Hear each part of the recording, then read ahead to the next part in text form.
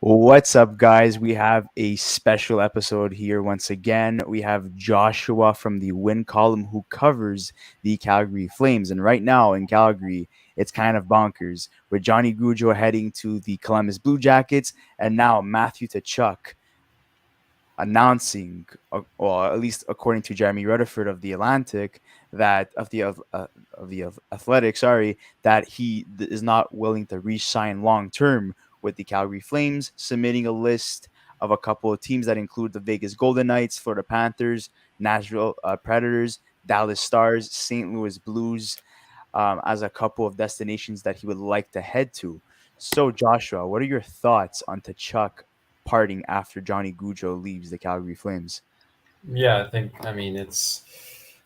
not going to say it's unexpected. I think it was kind of in the cards as soon as Gaudreau said that he was leaving. So I'm not going to act surprised. It's disappointing. I think after Gaudreau left, I think most fans, myself included, thought the next step would be logically to build around Kachuk as the core piece of the team. So I mean, now that he wants out too, it kind of leaves the team at an impasse here, and they kind of got to pick a route now where they go from here because, as far as I know, it's the first time in NHL history a team has lost 200-point forwards in the same offseason. So they're in uncharted territory right now. So it's going to be interesting to see where this goes the next couple months, couple weeks.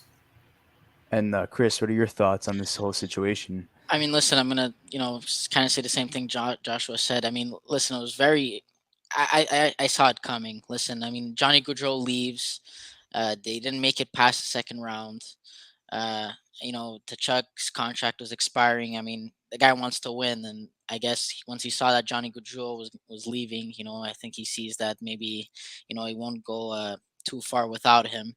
So I think he wants to go to a team that maybe has a better chance of, winning the cup. And I don't blame him for for doing that. And that's how it is nowadays in sports with these guys. It's all about chasing the rings. So he wants to go to a team that will benefit. Long term and his chances of winning a Stanley Cup. And and I think also the fact that he probably wants to leave Canada. I know a lot of American players are have a tendency of doing that now because of all the COVID restrictions that Canada's had, and or just COVID in general when it comes to situations with their families. So I saw it coming. It's like you said, what not a big shocker. And I would like to add that like Calgary did anything in their path to try to keep Johnny Gaudreau, offering a lot of money, a big extension as well. Ultimately, he wants to move on. He was negotiating with New Jersey. That didn't work out as well because Columbus swoops in and takes Gaudreau. In terms of Tkachuk, they were afraid, so they didn't want him to get offer sheeted. So the team opted for club elected salary arbitration. So that was removing the possibility of a team offer sheeting Tkachuk and trying to negotiate a contract under those terms. But when Tkachuk literally tells the organization, you know what, we had this a good core for many years. We had Monahan, Gaudreau, myself, the inclusion of Manjapane, who emerged the last couple of years, and we lost a good leader in Mark Giordano. Yes, you had Jacob Markstrom and you had Toffoli into the mix, but I don't see this team going anywhere anytime soon. And American player like you're saying, like Gujo walks away. Now you have to Chuck, and then I know a lot of Leaf fans are freaking out because in 2 years, Matthews may do the same thing as well. If that team does not move past the first round, uh, you know, chances are more likely than none that he may walk and go to an American team. So he just came off a 3-year, $21 million contract. He was getting paid $7 million per season. After the season he had this year, I'm pretty sure that he's aiming for at least $9 million, if I'm not mistaken. Yeah, I mean, listen, the guy finished with he had played what a full season, 42 goals, 62 assists for 104 points and a plus minus 57. So very impressive. It was so far his best season that he's played. Career Uh, year. I would see him, yeah, getting over 9 million, 100%. I don't see him making less than his brother. No, I definitely, in terms of like what he's achieved so far, obviously he's played more seasons than his brother Brady.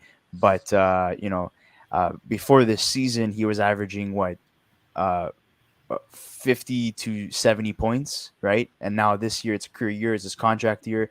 He explodes, and Calgary as a whole exploded. They were all in, trading for Toffoli at the deadline, uh, getting Yankrok as well.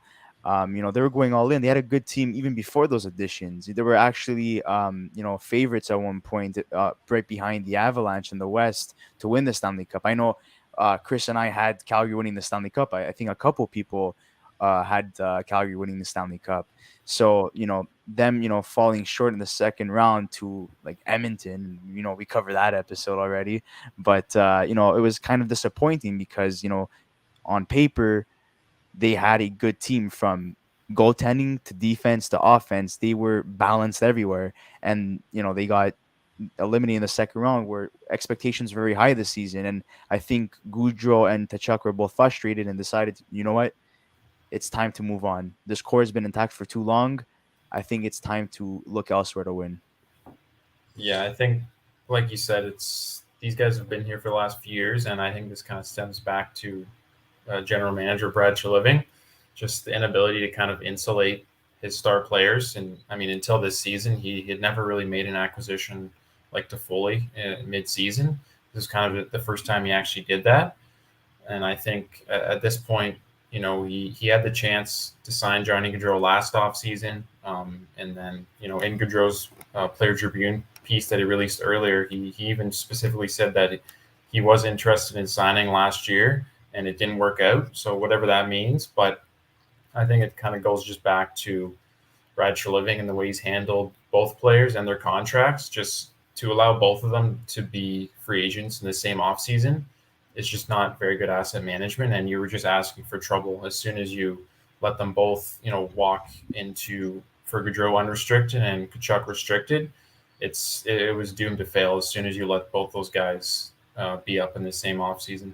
So according to, your tone of voice and what you just said, it is a GM problem in this case. Because I know a lot of people are saying that it's out of his hands. It's really up to them to wanting to leave. So are you leaning towards the fact that it was the GM's fault why these two players left, or was it just, the location in itself? I think it's a combination of both. Like I think, especially for Gaudreau, he's older. He just got married. He's having a kid soon. He's from the East Coast. That was obviously a big factor of why he wanted to leave, just to go home. And Tkachuk, same thing. He's always been a big family guy. So there's always been rumors about him wanting to go home. But I just think, those are out of Treliving's control. But just the fact of the asset management aspect of letting both these guys kind of get to this point where they're both unsigned, both have to sign huge contracts. They're both looking at potentially double digits. That's just not good management from Brad Treliving's perspective. And like I said earlier, it's never happened in the history of the NHL where 200-point players leave a team in the same offseason. So I think even if some of it was out of his control, there's still a lot to blame to go around. I think it goes back onto the guy who manages, the contracts and manages the team. So I think I wouldn't be surprised if he's out in Calgary, if not this season, then maybe in a few months, midway through the season or something. I can't see him sticking around much longer. And before we get into the team's interest, that Tkachuk listed as possible destinations that he would like to go to, do you see Calgary in terms of the return that they get for Tkachuk? Would that signify a rebuild or a retool? Yeah, I think that's a point of contention, I think, for a lot of Flames fans. I think most fans would think that just going a full teardown rebuild is probably the best course right now. I think you lost Gaudreau. At that point, you could still potentially build around Tkachuk and, compete. But now that Tkachuk's gone, I think there's really no chance for this team to be a cup contender. They're probably, going to kind of just sit around that middle range, try to fight for a wild card spot. And like Daryl Sutter said, just play the Avs in the first round would be a waste of 8 days. So I think the smarter path would just do a complete teardown, kind of similar to what Ottawa did a couple of years ago, where, Carlson left, Stone left, Duchesne, and, look at where they are now a few years later. They've got a ton of young pieces and they're kind of on their way up again. So, if I was controlling the team, I would go with a full teardown. I just don't think that Flames ownership will want that. after losing so much money and revenue from COVID, I think they're going to want to still try to ice a competitive team by whatever means necessary. So it'll be interesting to see kind of the return for Tkachuk. I think that'll be a good indicator of where they intend to go from here on out. So let's start off with the first team, and I think this is the favorable destination for Tkachuk, and I think a lot of people are predicting he's going to go there.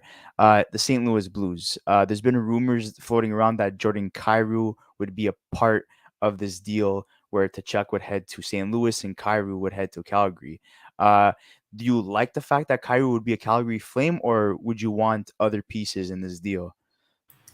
Yeah, I think the Blues seem like the logical fit, obviously, because that's where Kachuk's from. And I think in terms of the assets they can offer of the 5 teams that were on his supposed list, I think the Blues have the best pieces by far. And I think it starts with Kyrie, like you said. He's only 24 years old. He just had a near point per game, breakout season. He's a guy who you can build around going forward. And I think that for the Flames, that would be, a best case scenario if you can get a guy like Kyrou out of Tkachuk. I think, if the Blues would probably have to add more pieces to it, whether that's a first round pick or one of their prospects like Jake Neighbors or Zachary Bolduc. But to get a guy like Kyrou would, I think, in this situation, would be the best case scenario for the Flames and someone that they would definitely look to then build around going forward, being that he is, 24, he's right around the same age range as Tkachuk. And not only do they have like cap space to fit the Chuck, they also have the pieces as well, and also like the favorable destination because his dad Keith, was a big player for that Actually, organization as well. that's the thing though, is that they don't have the cap space to bring to Chuck, so they would have to move a big contract. The rumors that are going around are Tarasenko will most likely be moved. And if I'm not mistaken, I've heard Torrey Krug as well, the potential move. Yeah, Uh, there's rumors that they want to move Krug. but I think they're gonna have to move both of them because if he's gonna be asking over $9 million, I mean they're gonna have to move both, or they're gonna have to move at least 2 big contracts, or and I would see Tarasenko and Jordan Kyrou, uh, one or the other potentially being moved. Both of them together, I think, is a ridiculous price. I think Calgary. Would you be happy with that trade, Tarasenko and Kyrou?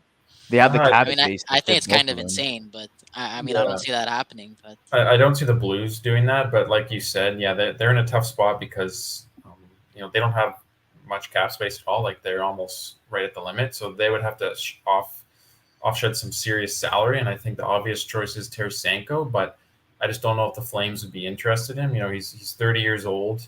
He's coming off some major shoulder surgeries. His contract's up soon, and again, what we've seen with Gaudreau and Tkachuk, or would they be confident that he would really want to stick around in Calgary long term? So I think, the main piece they should be targeting is Kyrou. If they have to take on Tarasenko as well for the cap reason, then I think they would and potentially just flip him, at the deadline next year for a pick or something. Because I I can't see him Tarasenko wanting to stay around in Calgary at this point in his career. So I think it would be mainly for cap reasons that the Flames would take him on. I mean, like St. Louis could also move the contracts like Scandella. Obviously, maybe they would have to retain some salary in a deal that involves a cap dump to add a guy like the Chuck.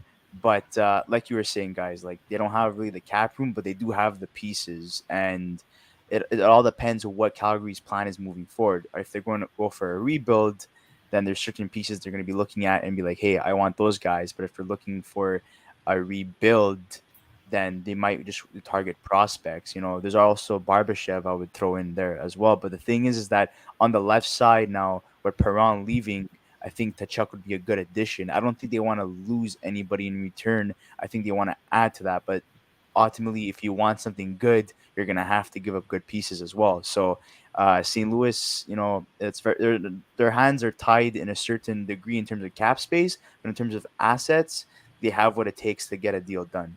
Uh, I don't know if you guys want to move on to the next team. yeah, I'm gonna actually, let me give someone a shout out here. 2001, uh, Lex Talionis. I don't know if I'm pronouncing that properly, but he says Dallas has the space, and I mean, they do have the cap space. The question is, what are you giving up? And in terms of It's Dallas, it's not it's appealing, to be prospects because honest. let's be honest here. You're not going to get rid of Hintz. You're not going to get rid of Robertson. You're not going to get rid of Odinger. You're not going to get rid of Heiskanen. And then the pieces around that are all older than the age of 32 years old. Ben, Sagan, and they're not going to want those pieces. They're going to want prospects. So you have Maverick Bork, who could be a possibility. You have Thomas Harley, um, and you also have Stankoven as well, Logan Stankoven. So those are prospects they could target. But at that point, if they do make a trade with Dallas, that means they're targeting a rebuild as opposed to a retool. Yeah, I think if they're talking to Dallas, I mean, the piece that I think they would ask for is Robertson.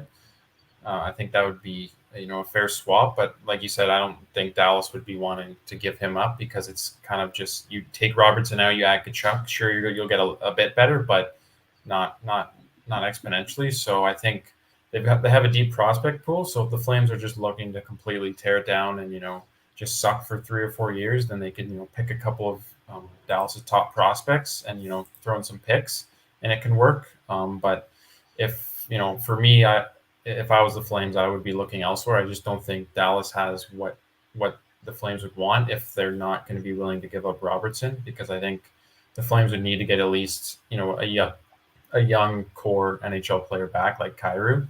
So if the Stars say Robertson's off the table, then if I were the Flames, I would look to the next options. Perfect. And there's a comment I would like to address here by Sebastian. Should the Leafs trade for him? And this is an interesting topic here because a lot of people are talking about, the potential, maybe Nylander gets traded to Calgary for Tkachuk. Obviously, I would think there have to be more pieces involved in that, but, that would be a change of scenery for both players. But also, are you really going to trade Nylander and a couple of pieces for Tkachuk, who's a 100-point player this year, and he's only 24 years old? I don't know. What are your thoughts on that, in terms of those rumors circulating about the Leafs?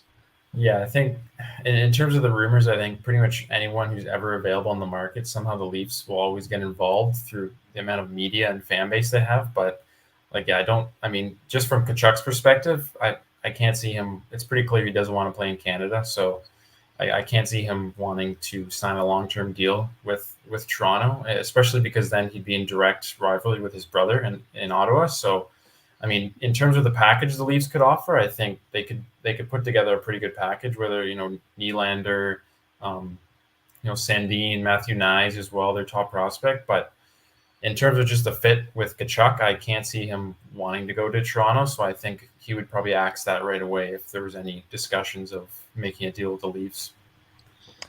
Yeah, Uh, and Sandin is an RFA as well, so maybe it's possible they package him since they're having a hard time signing him with a limited cap space. But if they keep on signing third line, fourth line players like they have been, or guys that are third line pairing players like Mete and Ben, there's not really any cap space to re-sign a guy like Sandin. Listen, I don't know how the hell they would make this happen. No offense to Sebastian, but I think this is absolutely ridiculous. I don't know who came up with this idea or rumor, but Nylander's making what 6.9 million, and and already the Leafs are having cap problems, and you're gonna go trade a guy who somewhat has a decent contract for what he does, and you're gonna go get a guy for $10 million when you should potentially be building around it's. And here's the problem with the Leafs, okay? And I've said it in so many videos. Stop with the offense, okay? Build your defense, build your depth, because you have so much money tied up in just four players. It's starting to become ridiculous. Like, that's why they're not moving past the next rounds. And now they have no goalie, and their solution is not to develop the back end, but to add another expensive player in the front. I think it's absolutely ridiculous. Like, And not only just that, just ignore all but these Leafs rumors when it comes to but Tkachuk. It but never not gonna only happen. that, but like they are potentially, according to what I've been reading, Nylander's not the most engaging, motivated player, and in the play in terms of playoff time, he's not a guy that's going to go into the boards, and throw his body around and block shots and stuff, which is not his style of play, unfortunately, right? But if you add a guy like Tkachuk, he does all of that, right? And he also scores goals and assists on goals as well, right? So he's an all-around good player. So that would address a need for Toronto in terms of adding grit, but also, playmaking and scoring ability as well. The thing is that I think it's going to cost a lot more for Toronto to acquire Tkachuk. But are you guys ready to move on to the Nashville Predators? Yeah. Okay, so the next team, the Nashville Predators. Okay, so this is a team where it's a little bit tricky because we thought this team was going to be heading into a rebuild last year. Johansson's contract looked awful. Duchesne's contract looked awful. You had Forsberg, who was a UFA, but surprisingly, Johansson and Duchesne had fantastic bounce back seasons, and Forsberg signs an extension, and they add McDonough, but they haven't really done much apart from that. So in terms of what they would give up. Looking at their prospect pool, I really doubt that they would get rid of Askarov, who is their future starting goaltender. I mean, you do have Saros, and also you have Lankinen, who I think is a very underappreciated goaltender. And in his first season with Chicago, he was very solid for them. So they have a good duo there. But you also have Philip Tomasino as well, who could be a trading piece as well, heading to Calgary. Um, and I don't know if what you think, Joshua, in terms of like their prospect pool, or maybe there's a current NHL roster player that interests you heading to Calgary. Yeah, I think Nashville for me is kind of in the same boat as Dallas, as they wouldn't be willing to trade their the core pieces that the Flames would want, like Forsberg, for example. Obviously, they just re-signed him to a huge extension, and past that, they've got some decent prospects, but again, I don't see much there that the Flames would really be wanting. Like you said, potentially Tomasino. Ila Tolvanen is still a good young player. They've got a couple decent prospects past Askarov, but again, I don't see the fit for the Flames in terms of what they would want, because I think it would be pretty underwhelming return from Nashville if it was the likes of Tolvanen and Tomasino and like a pick or something like that. I just think that they'll be wanting a bigger fish. Like we said, again, going back to Kyrou, I think that's what the Flames will be looking for. Someone who can step into their lineup, into their top line or their top six right away, as opposed to, prospects like that Nashville would have to offer. Yeah, I totally agree with that. And I think moving forward with the teams on that remain on the list that we haven't covered, I think these are, they have pieces that offer not only stability in terms of enhancing the fact that, this team could retool, but also at the same time rebuild because of how young these assets are on these teams. So moving on to the New York Rangers, you have Niles Lundqvist, who's, slated to be a top for defenseman for the New York Rangers eventually at 21 years old. You have Braden Schneider as well, another defenseman who's slated to be a top four defenseman in that organization. And, you also have the likes of maybe Capo Caco. And there's also rumors prior to the trade deadline that they were trying to move Hiddle. But we saw what Hiddle was able to do with Lafreniere on the third line during the playoffs for the Rangers. And I think maybe they would have liked to step back from that and concentrate on other pieces that they want to move.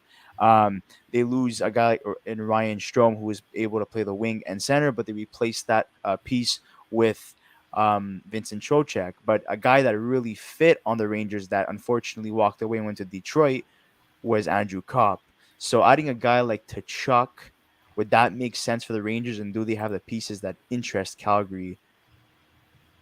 Yeah, I think they certainly have more pieces than Dallas and Nashville. For me, I think if I'm the Flames, the first piece I would want is, which I don't know if the Rangers ever do, would be Alexis Lafreniere.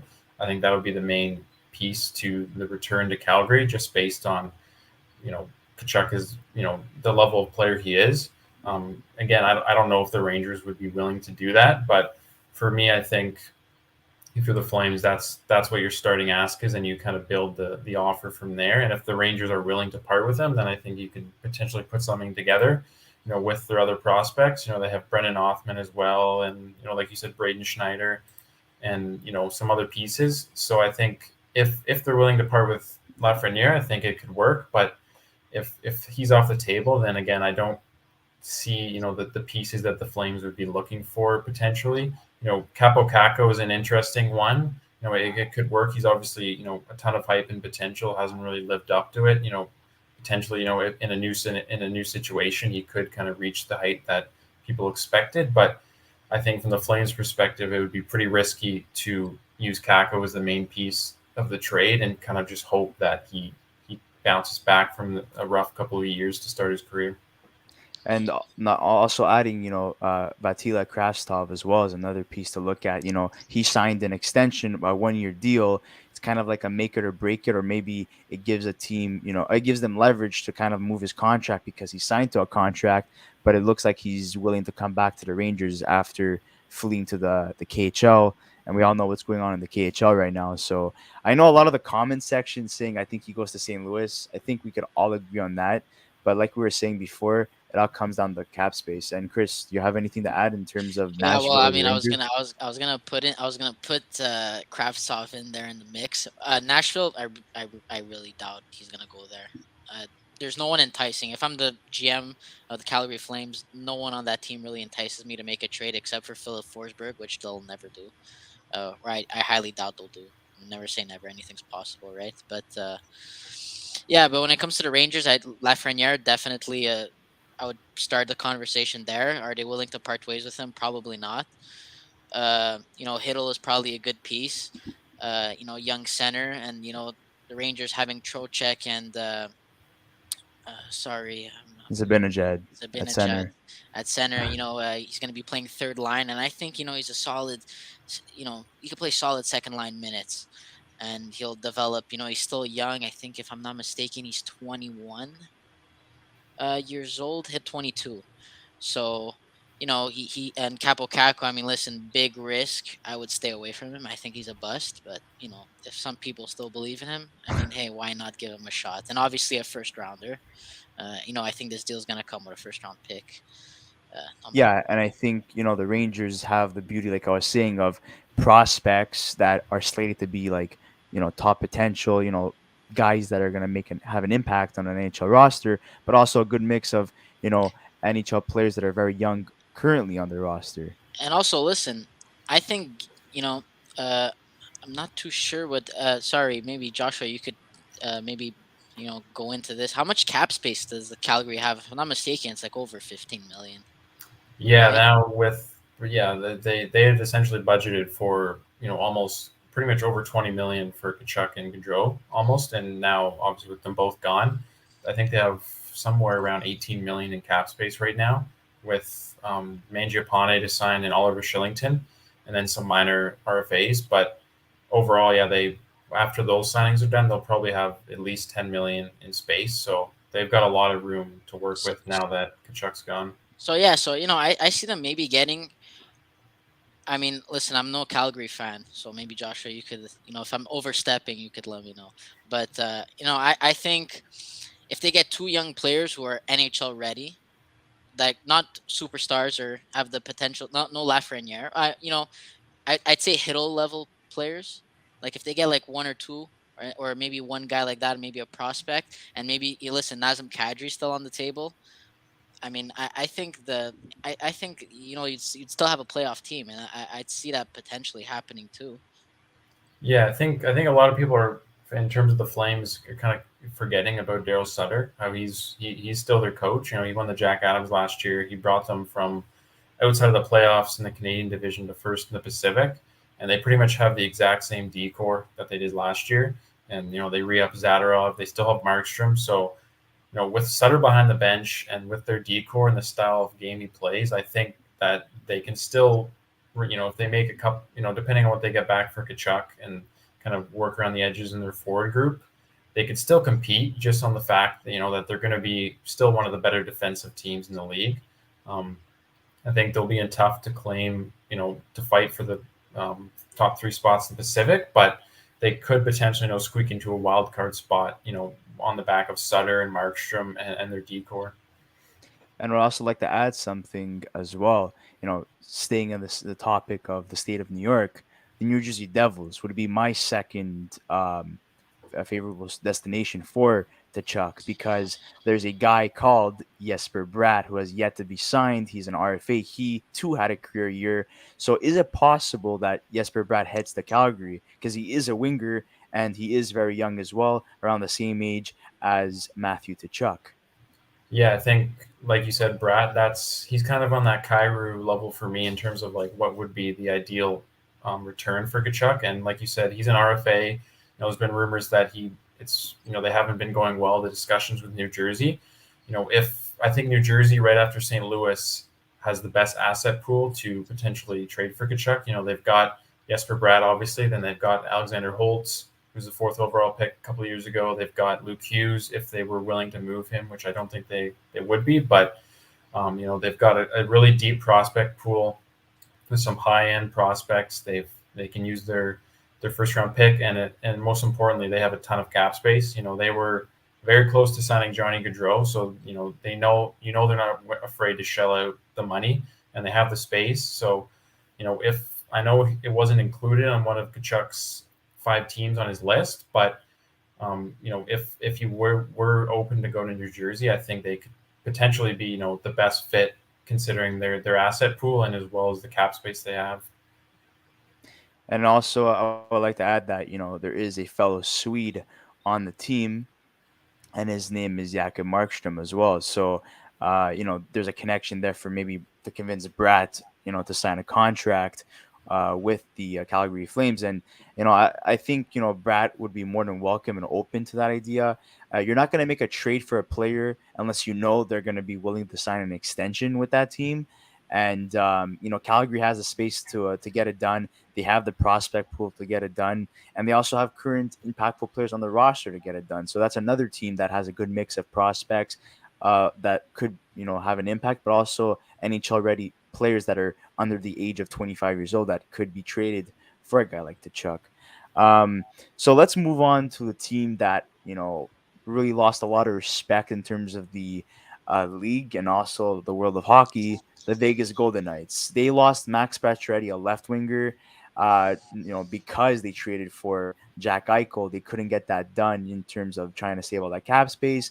They re-signed Riley Smith, but they don't have that prospect pool anymore to make a run at the Chuck. But maybe there's an impactful player that entices the Calgary Flames into trading for one of those players where Tkachuk would head to Vegas and one of those players head to the Calgary Flames. In my opinion, I don't think that's a fit. Yeah, I think Vegas would be a pretty big stretch. I mean, they seem to always pull it off, though. With they acquired Pacioretty, they got Pietrangelo for agency, they acquired Eichel, so they always seem to somehow magically gain the cap space. But yeah, I think they don't have the asset pool, and they're obviously incredibly tight to the cap. They just had to give away Pacioretty for nothing. So unless the Flames are just dead set on competing now, and would take something like William Karlsson, Jonathan Marchessault, and those type of guys, which I think would be not a good idea for the Flames. But if they were dead set on trying to win next year, then it could potentially work. But yeah, I don't see Vegas as an optimal partner just based on, I mean, they have like no prospect pool, and they don't have a lot of young roster players either. Yeah, and what are your thoughts on this, Chris? Because I know you're not too happy about this idea. It makes absolutely no sense. I honestly, if like even Jack Eichel to me made absolutely no sense, and yet it happened. So, I mean, listen, Vegas is going all in, I guess, every year, right? No pun intended. But I don't understand. I really don't. I don't see where they'll. I don't understand what magic moves they'll pull out. They'll pull this time to try to get him. They have no money. So, I mean, unless you're trading away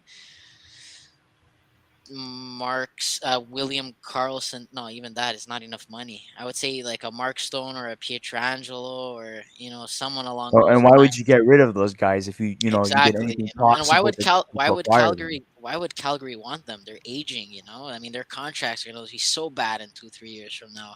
If they decline like most players do, uh, which chances are they most likely will.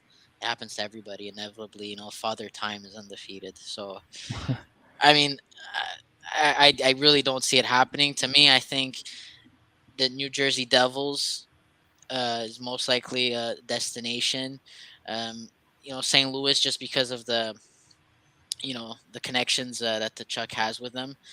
Uh, but I think a team that some people I think forget about or don't mention are, I think, the Buffalo Sabres. And the Buffalo Sabres have so many pieces and so much cap space. And I know they're going after. Rumors are they're going after Patrick Kane. but they have the money to sign or to get Patrick Kane and get Brady. So Matthew, sorry. So I see them as a potential landing spot, and there's a few guys that they have on their roster, which I'm pretty sure Calgary fans would be happy to have prospects or some NHL ready guys who are young. Um, I don't know. What do you think, Josh? Anybody on the Buffalo Sabres that entice you or?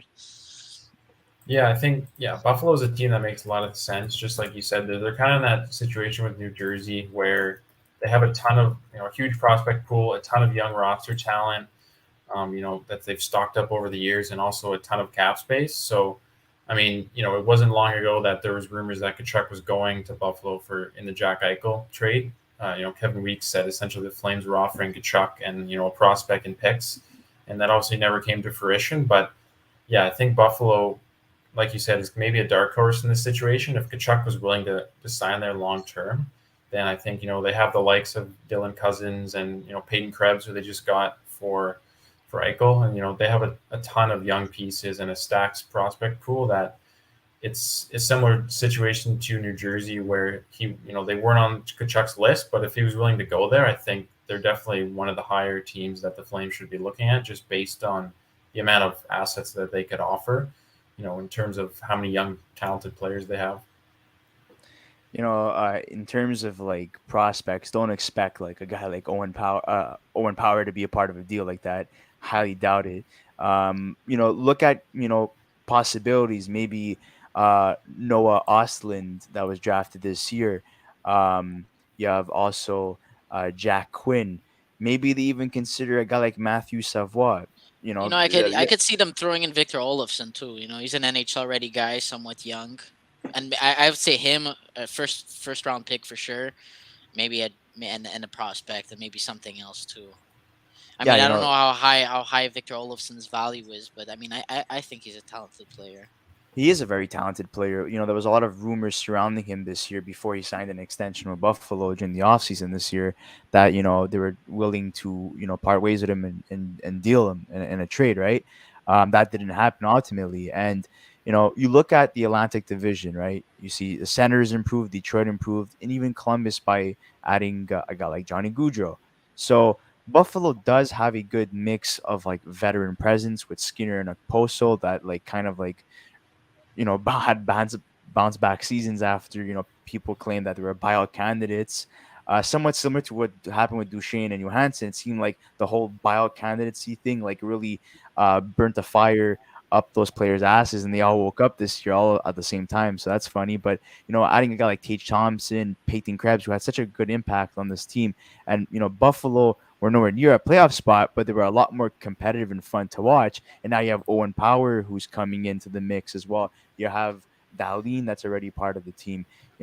Quinn, like I was saying, Savoie, Ostland, so many good, talented prospects. But when you have so many prospects in the mix already, you can't have all of them play on your roster. You're gonna have to part ways, right? And if they want to compete in the Atlantic this year, I think adding a guy like Tkachuk, you know, includes them into that conversation. Yeah, I think definitely like adding Kachuk to a team like the Sabres, that's exactly what they need. They've got a lot of young talented players. They don't have that established superstar, obviously with Jack Eichel gone. So I think that's definitely a fit. Just a guy like Krebs, like you said, is exactly what the Flames would be looking to get back for Kachuk in this deal.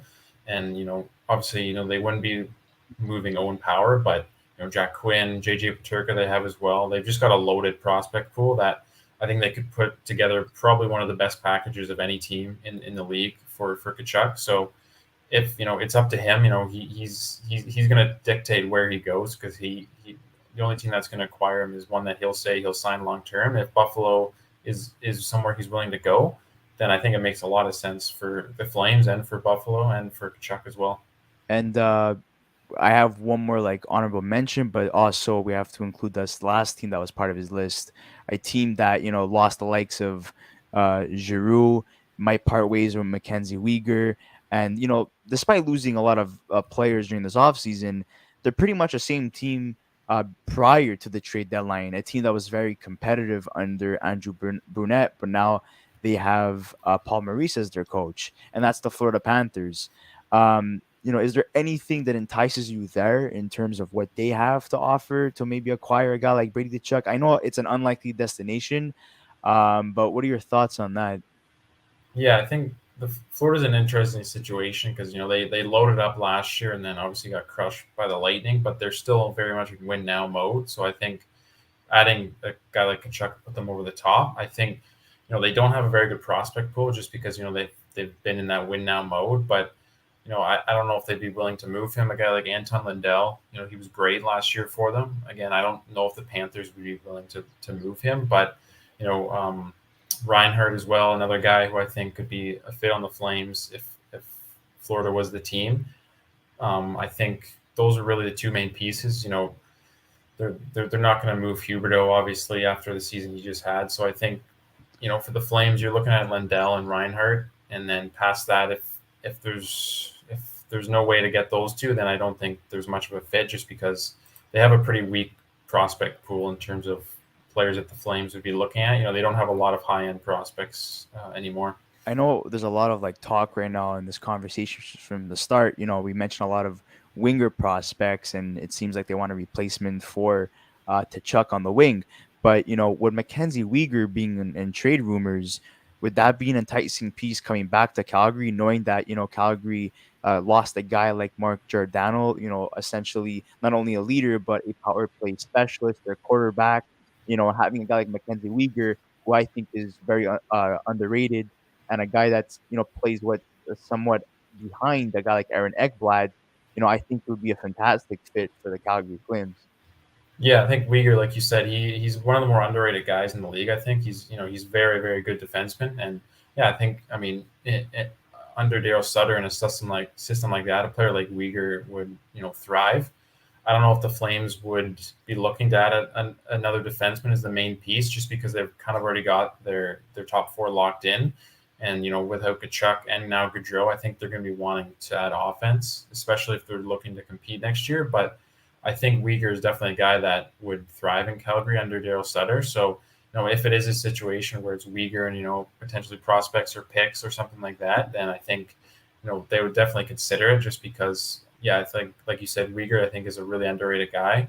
And, he's a really good defenseman. He's kind of just flown under the radar behind Aaron Ekblad. But, on a new team where he's given more of an opportunity, I think he can definitely be a top defenseman.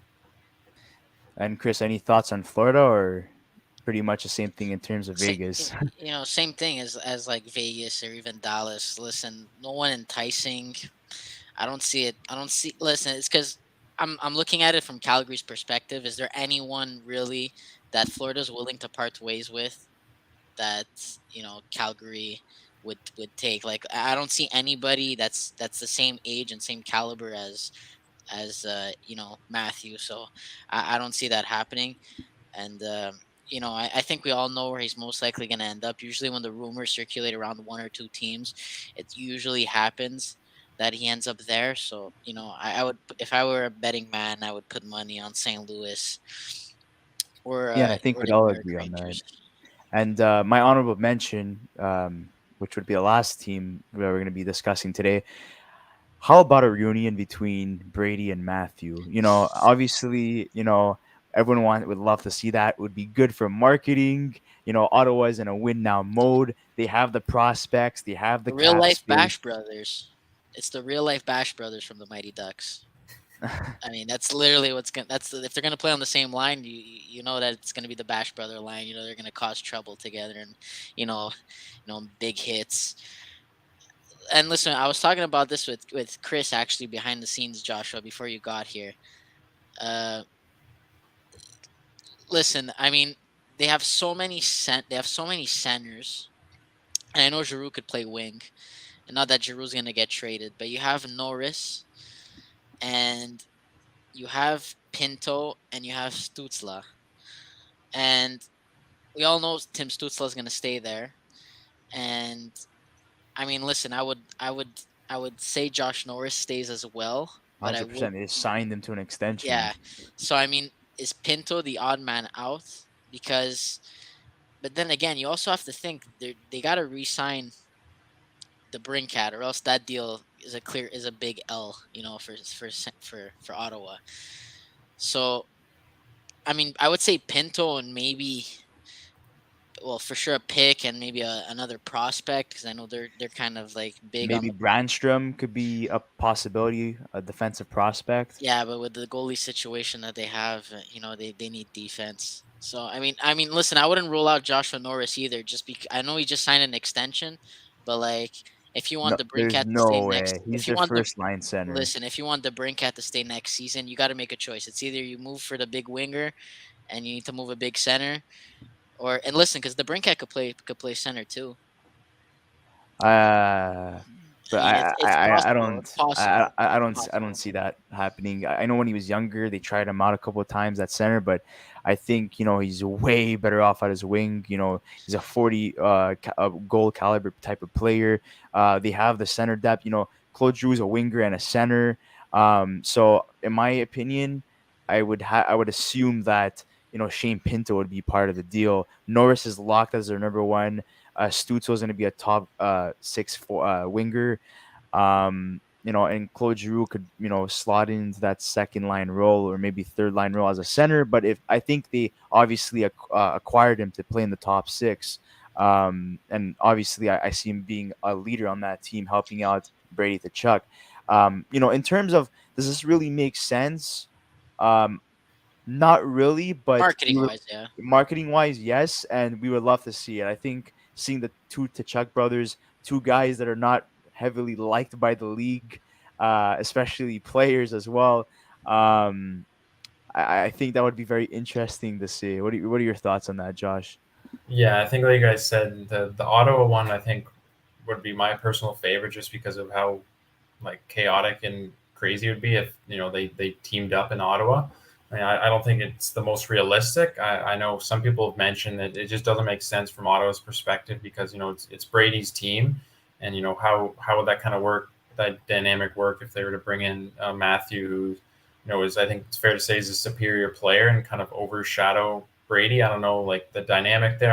I know some people in Ottawa said they wouldn't want that because they don't want Brady to feel slighted or anything. But I think they have the pieces that could get it done in terms of the prospect pool and their young players that the Flames would be looking for. So I think if Matthew says, yeah, I'll go to Ottawa and I'll sign a long-term deal, then I think it would work for the Flames just because of what they can get back. But I think it may be a stretch to say that a dream scenario where they team up in Ottawa. I think Matthew's looking to go south of the border, but hey, if it happened, I think I would have to cheer for the Sens on the side next year because that would just be really cool to see them team up in Ottawa for a Canadian team.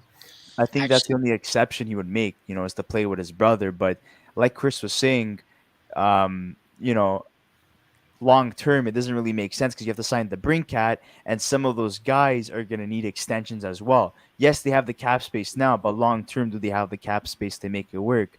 No, they're going to be in a tight situation. They have a lot of talented players. I don't think they're going to be willing to, save all that money up just for Matthew. They rather spread it around equally amongst the other top prospects they have.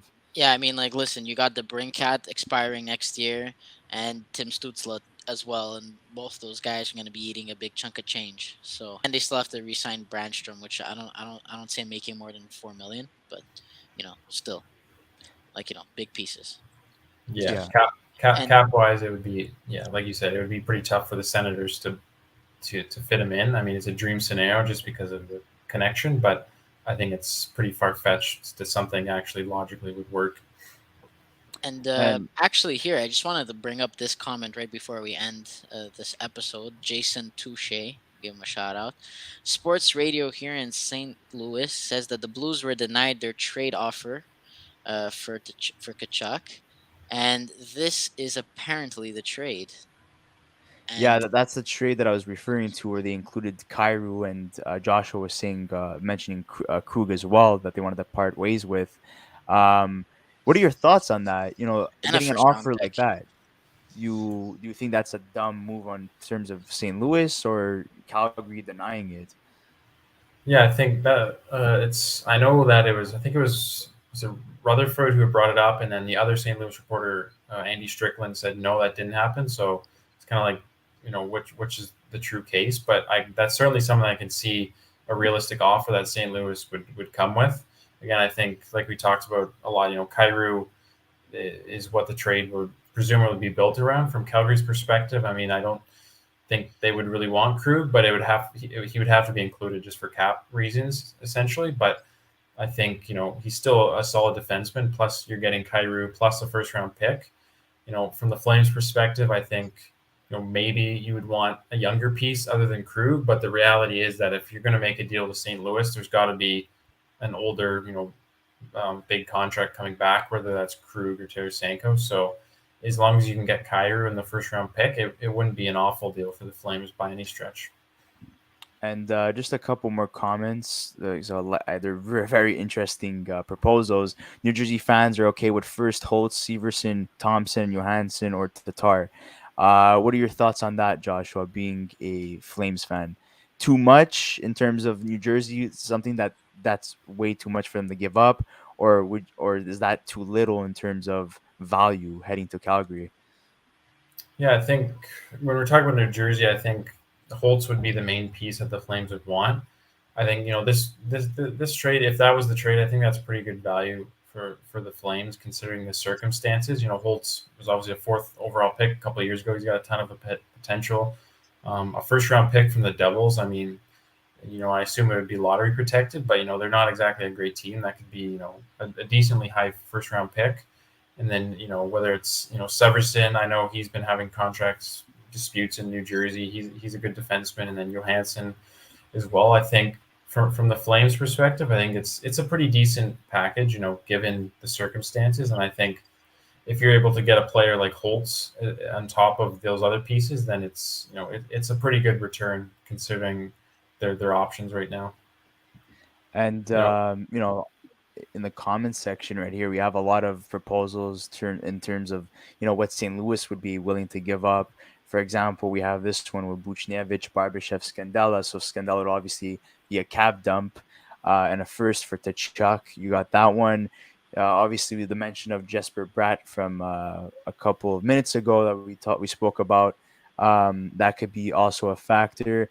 A lot of people in the comments saying that Matthew doesn't head up to the St. Louis Blues. Fraser saying, Ottawa cannot afford it. So how did the Flames offer? Did they offers for Matthew Tkachuk? I don't know where that's referencing exactly. I think maybe it's a previous comment. Let me just I scroll up think here. for that, if he's talking about how much the Flames offered Tkachuk and their contract offer, I would assume they probably gave him the Gaudreau offer of 8 times 10.5. That would just be my guess. I think based on the fact that they lost Gaudreau, they were probably willing to shell out like whatever it took to get Tkachuk. So I think it wouldn't shock me if they offered him 10.5 a year times 8 just to try to get him to stay. But obviously, like Gaudreau and Tkachuk, the same. It wasn't about the money. So he obviously doesn't care if he's he's going to get that money wherever he goes. So. Yeah, and referring to this comment here, what would Vegas give up for Tkachuk? Well, nothing enticing, like Chris was saying. They don't have the prospects to make it work. They would have to give a roster player, but there's no one at Tkachuk's caliber, unless you want to trade up Jack Eichel, which I highly think they would do because for so long they were missing that bona fide first line center. They finally get him. But now you're going to trade him away for a winger, like just to replace Pacioretty. It just wouldn't make sense. You have Rodney saying St. Louis has the advantage because they have a guy like Kyrou. Yeah, they have the pieces to make it work, but like we're saying, cap issues. Antonio saying I think he wants to go to New Jersey. Uncle Fitzy, Jack, or St. Louis cost home, and those are the teams I feel are willing to make it work to overpay. Yeah, so my predictions would be New Jersey being the second favorite, but obviously the first favorite would be St. Louis. I don't know if you guys are feeling the same way as well. I think. Yeah, Sorry, go ahead, Joshua. Go ahead. Yeah, I was just going to agree. Yeah, I think New Jersey and St. Louis in terms of the fits for Tkachuk as well as their asset pool and what they can offer. Whether it's Bratt, Kyrou, or Holtz. Those are the two teams who I think make the most sense. The problem with St. Louis is obviously the cap, but if they can figure that out, then I would, if I was a betting man, I would say he's going home to St. Louis as long as they figure out the cap situation. And Chris, what you were saying? And yeah, I'm gonna go ahead and say number one, definitely St. Louis. Number two for me is gonna be the New York Rangers. I think they have some interesting pieces and some interesting, you know, prospects that they could probably, throw Calgary's way. And New Jersey is my third team.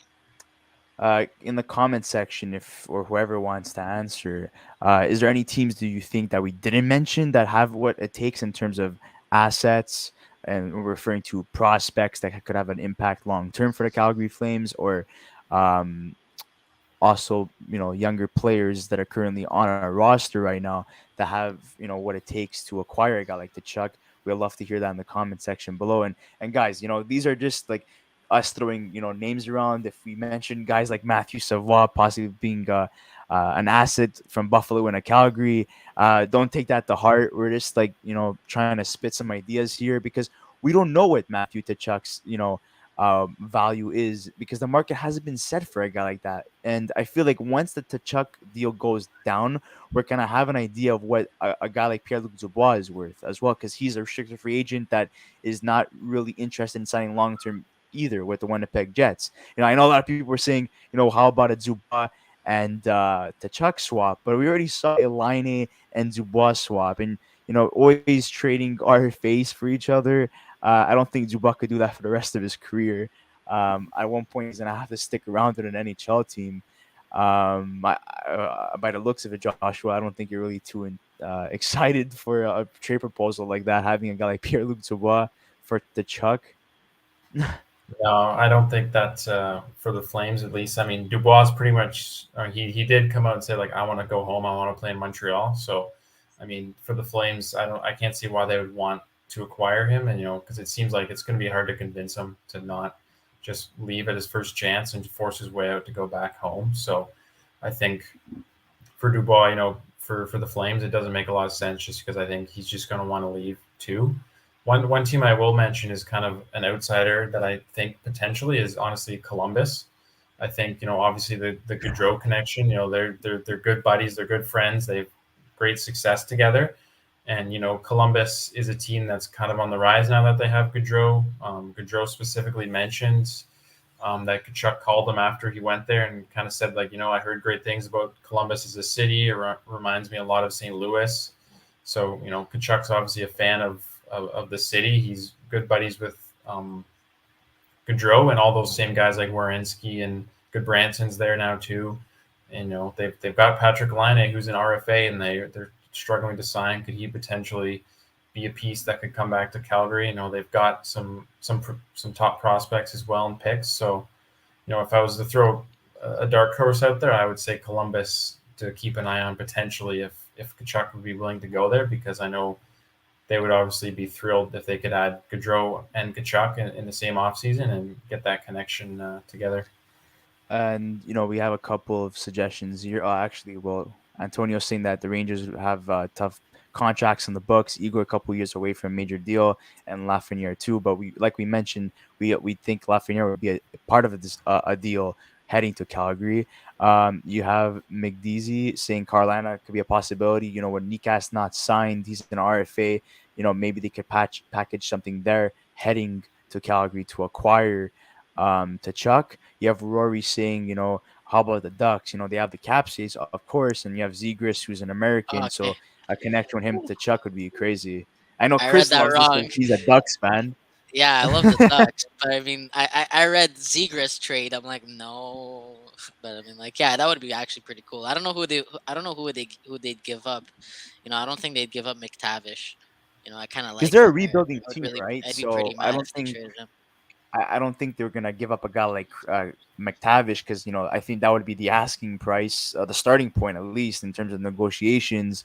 Drysdale is gonna be a top two defenseman for the Ducks, so I highly doubt that would be a deal. I think they would stop conversations right there. We're rebuilding, and we're gonna rebuild through free agency and drafting, not trading away our top prospects. Even though Tkachuk is a fantastic player, it's not what we're looking for at the moment.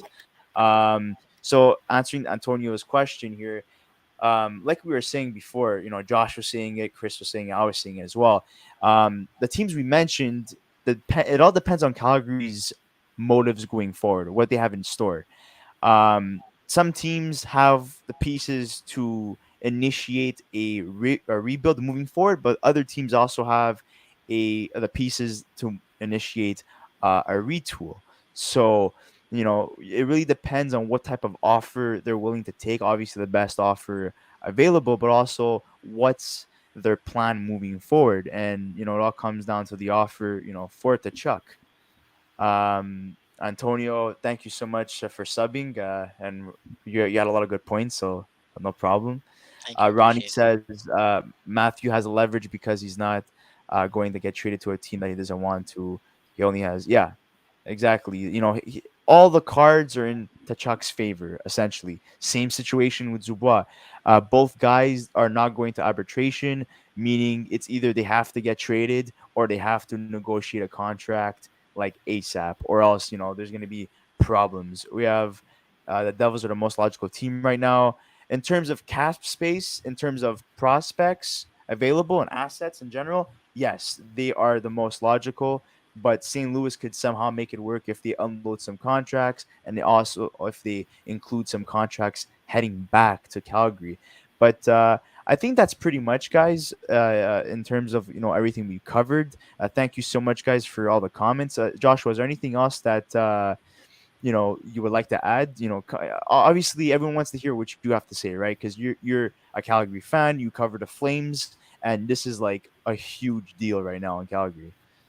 Yeah, I think kind of building off what Antonio or the comment about what would the it was Antonio. What do they want rebuilding a roster?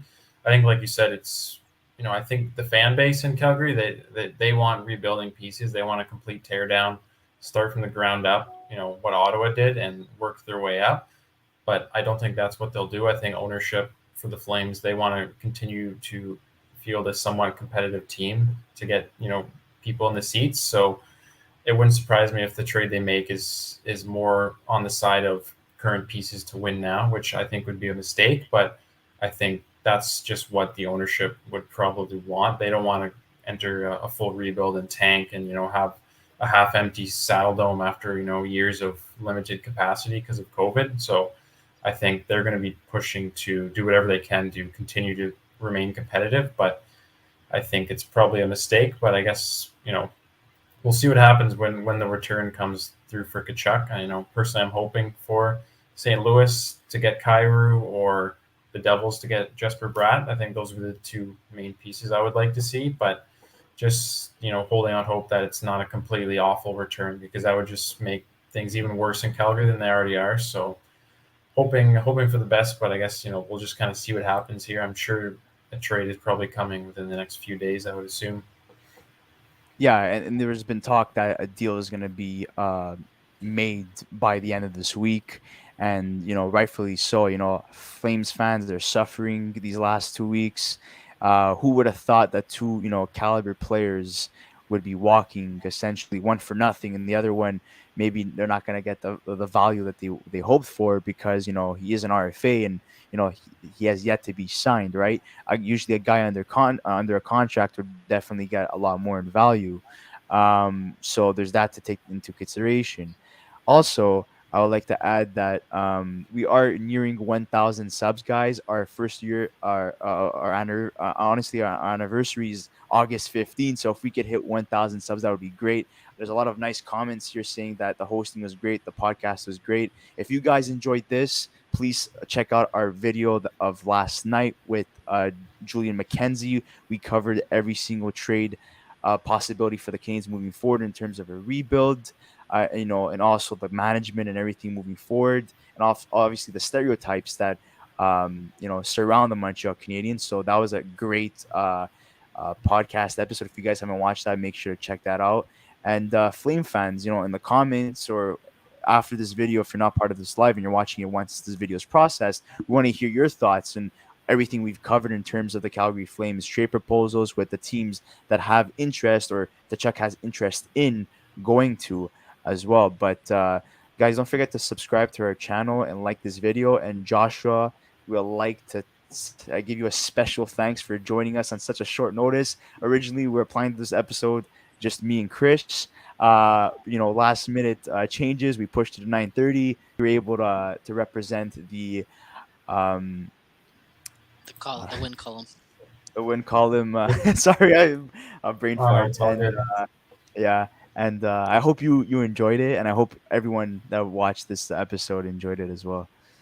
Yeah, yeah. Thanks so much, guys, for having me on. It's a tough time in Calgary right now, but if you want to read just sad people write about how sad we're, then visit the win column to check out some of our posts about how much the Flames suck right now. But yeah, this was a nice little break from the sadness all day. So I appreciate you guys having me on.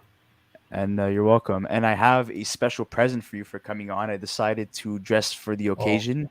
I wanted to rep, your team essentially for coming on, but obviously, give some optimism and some hope for, Calgary moving forward. If it's a rebuild, it's a rebuild. If it's a retool, it's a retool. I hope you guys enjoyed, the fantastic season you had last year. Unfortunately, it came to an abrupt end.